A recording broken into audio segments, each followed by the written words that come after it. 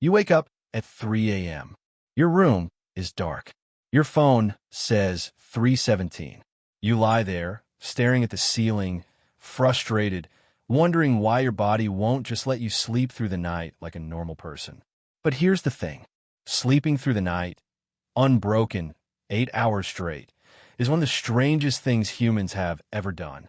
For most of human history, nobody slept like that. And the story of how we got here is one of the most quietly fascinating things I've ever come across.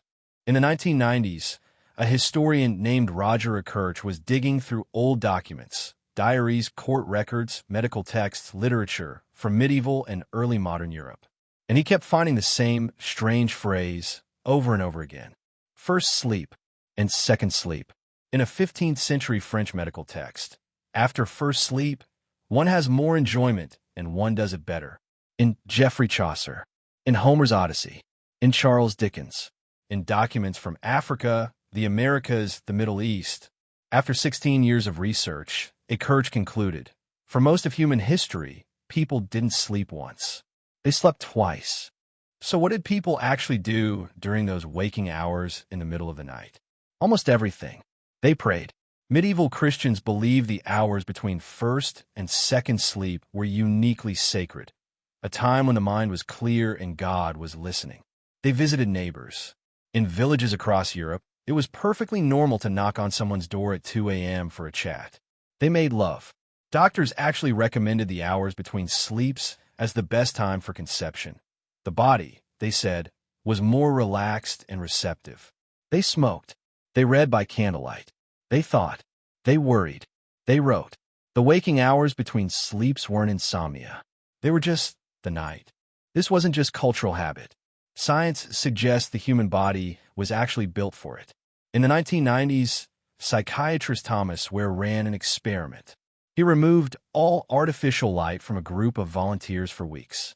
They went to bed when it got dark, woke when it got light.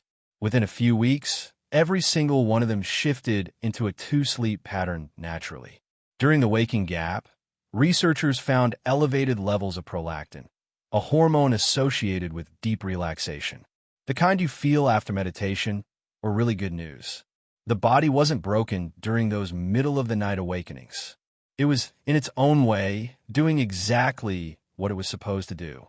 So why don't we sleep this way anymore? The answer is Thomas Edison. Well, not just Edison, but the light bulb. Before artificial light, darkness controlled the night. When the sun went down, there was simply nothing to do but sleep. People went to bed around 9 p.m., woke in the middle of the night, then slept again until dawn. Then came gas lamps in the 1800s, then electric streetlights, then the light bulb. Suddenly, the night was conquered. Factories could run through it. Theaters opened at 10 p.m. The middle of the night waking hours. What were you going to do with them? Within a generation, the two-sleep pattern began to vanish. And it was gone so completely that within 100 years, we forgot it had ever existed. And then something even stranger happened. As the single-sleep norm took hold, doctors began diagnosing nighttime waking as a problem, a disorder, a symptom of anxiety, of depression, of a restless mind. Sleep clinics opened. Sleeping pills were invented.